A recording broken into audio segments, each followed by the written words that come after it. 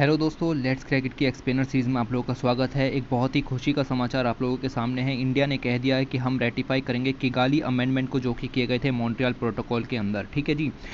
तो हम यहाँ पर देखेंगे कि कैसे ये मॉन्ट्रियल प्रोटोकॉल, किगाली अमेंडमेंट सब क्या है, किस तरीके से यहाँ पर ये चीज़ें इंप्रूव हुई, इन सब चीज़ों को हम यहाँ पर देखेंगे।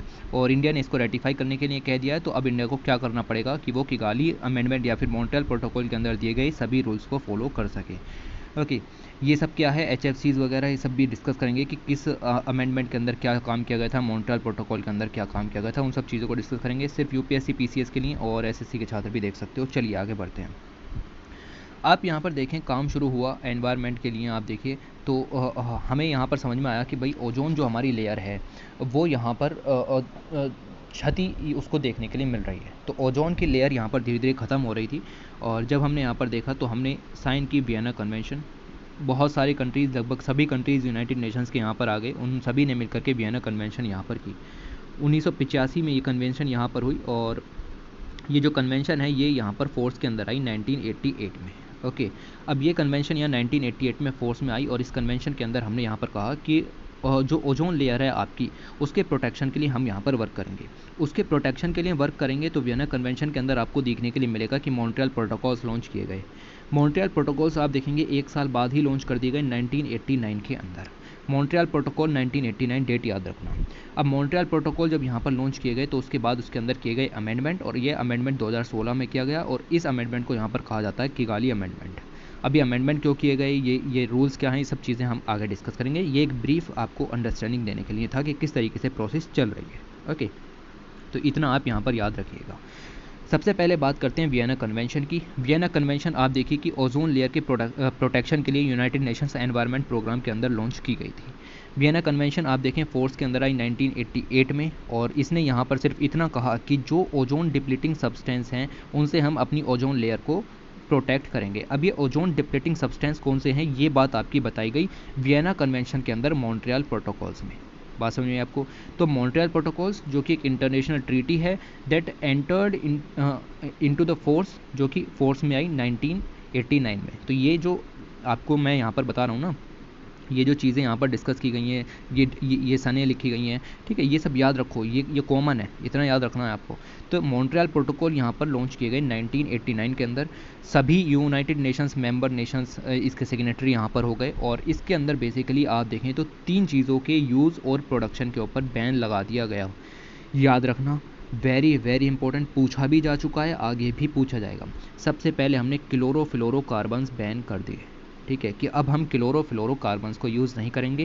क्यों? क्योंकि क्लोरोफ्लोरोकार्बन की वजह से ओजोन लेयर को क्षति हो रही है। ठीक है, हमने दूसरे क्लोरीनेटेड हाइड्रोकार्बन्स बंद कर दिए, हमने ब्रोमीनेटेड हाइड्रोकार्बन्स भी बंद कर दिए। ओके, हमने कहा भाई इन तीनों के जरिए ओजोन लेयर के अंदर होल हो चुका है, इस वजह से हम इन तीनों कंपाउंड्स को बैन कर रहे हैं। अब आप देखिए यहाँ पर हमने ये तीनों कंपाउंड्स बैन कर दिए, तो इनका कोई अल्टरनेटिव भी तो ढूंढना पड़ेगा। हम इनकी जगह पर यूज़ क्या करेंगे? अगर हम इनको बंद कर देंगे, अगर हम इनको फेज़ आउट कर देंगे, तो इनकी जगह पर यूज़ क्या करेंगे? तो इनकी जगह पर यूज़ करने के लिए हमने कहा कि अब हम क्लोरोफ्लोरोकार्बन का यूज़ नहीं करेंगे, अब हम क्लोरीनेटेड हाइड्रोकार्बन का यूज़ नहीं करेंगे, अब हम ब्रोमीनेटेड हाइड्रोकार्बन का यूज़ नहीं करेंगे, अब हम यूज़ करेंगे हाइड्रोफ्लोरोकार्बन्स का। उस समय तक हाइड्रोफ्लोरोकार्बन्स पर ज़्यादा रिसर्च नहीं हुई थी, इसीलिए हमने हाइड्रोफ्लोरोकार्बन को यहाँ पर लॉन्च कर दिया। हाइड्रोफ्लोरोकार्बन पर इतनी रिसर्च हो चुकी थी कि ये ओजोन लेयर को डिस्ट्रॉय नहीं करता है। तो मॉन्ट्रियल प्रोटोकॉल का जो लक्ष्य था कि ओजोन को यहाँ पर बचाना है, वियना कन्वेंशन के जो लक्ष्य थे कि ओजोन को यहाँ पर बचाना है, वो हमने यहाँ पर काम कर लिया। अब हाइड्रोफ्लोरोकार्बन पर रिसर्च होनी शुरू हुई और ज़्यादा, और जब यहाँ पर आपकी रिसर्च धीरे धीरे बढ़ी तब हमें पता लगा कि भैया ये ओजोन को तो डिस्ट्रॉय नहीं कर रहा है। याद रखिए, ये ओजोन को तो डिस्ट्रॉय नहीं कर रहा है, लेकिन भैया ये ग्लोबल वार्मिंग बढ़ा रहा है। बात समझ आई? दोनों में अंतर है। ओजोन को यहाँ पर आपका डिस्ट्रॉय करना अलग बात है, ग्लोबल वार्मिंग होना अलग बात है। ठीक है, दोनों चीज़ें याद रखना। तो हाइड्रोफ्लोरोकार्बन ओजोन लेयर को नुकसान नहीं पहुँचा रहे थे, लेकिन ये ग्लोबल वार्मिंग कर रहे थे। अब ग्लोबल वार्मिंग का कंसेप्ट आ गया, तो हमें यहाँ पर पता लगा कि भैया ये HFCs, जो कि हमें लगा था कि हमारी प्रॉब्लम को सोल्व कर देंगे, लेकिन हमारी प्रॉब्लम को इन्होंने और ज़्यादा बढ़ा दिया है। क्यों? क्योंकि इनकी वजह से ग्लोबल वार्मिंग यहाँ पर हो रही है। 2016 तक हमें ये बात समझ में आई कि भैया HFCs यानी कि हाइड्रोफ्लोरोकार्बन, उनके कारण ग्लोबल वार्मिंग यहाँ पर बढ़ रही है।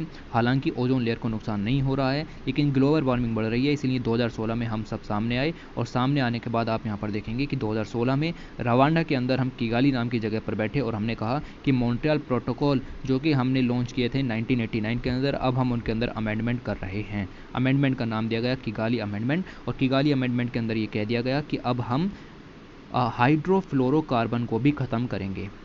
तो आप याद रखिए कि मॉन्ट्रियल प्रोटोकॉल के अंदर यहाँ पर कहा गया था कि क्लोरोफ्लोरोकार्बन को ख़त्म करेंगे, क्लोरीनेटेड हाइड्रोकार्बन्स को ख़त्म करेंगे, और ब्रोमिनेटेड हाइड्रोकार्बन्स को ख़त्म करेंगे। और यहाँ पर इंट्रोड्यूस कर दिया गया था आपका हाइड्रोफ्लोरोकार्बन को, लेकिन जब अमेंडमेंट किए गए तो कहा भैया अब हाइड्रोफ्लोरोकार्बन को भी ख़त्म करेंगे। ओके, तो आप यहाँ पर देखें कि सभी यूनाइटेड नेशंस के जो मेंबर्स थे उन्होंने इस बात को कहा कि भैया हाँ ये सब करना चाहिए, लेकिन साइन जो है वो यहाँ पर 122 कंट्रीज़ ने ही अभी तक किया है। ये माइन्यूट से डिटेल याद रखने की जरूरत नहीं है कितने कंट्रीज़ ने साइन किया है, ओके, बट ये सब याद रखो कि क्या क्या काम यहाँ पर चल रहा है।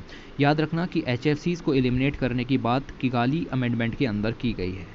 उसके बाद अलग अलग यहाँ पर कंडीशंस दी गई कि डेवलप्ड कंट्रीज़ हैं कब तक करेंगे। तो आप देखिए the terms of the Kigali agreement जो कि 2019 में फोर्स में आए, याद रखना 2016 में अमेंडमेंट किए गए, फोर्स में आए 2019 के अंदर। इन्होंने कहा कि 2050 तक कंट्रीज़ को 80% ऑफ हाइड्रोफ्लोरोकार्बन उसका इमिशन रिड्यूस कर देना है। तो रिड्यूस करना है कितना, 80%। ये डाटा याद रखना, ठीक है, ये काम की चीज़ है, राइट। तो अगर हम ऐसा करते हैं तो हम ग्लोबल वार्मिंग से बच सकते हैं और अपना जो एवरेज ग्लोबल टेम्परेचर है वो 0.5 डिग्री सेंटीग्रेड कंटिन्यू रख सकते हैं। पेरिस एग्रीमेंट के तहत भी ये बातें हुई थी कि 1.5 डिग्री से कम रखेंगे, लेकिन यहाँ पर हम 0.5 तक कम कर सकते हैं।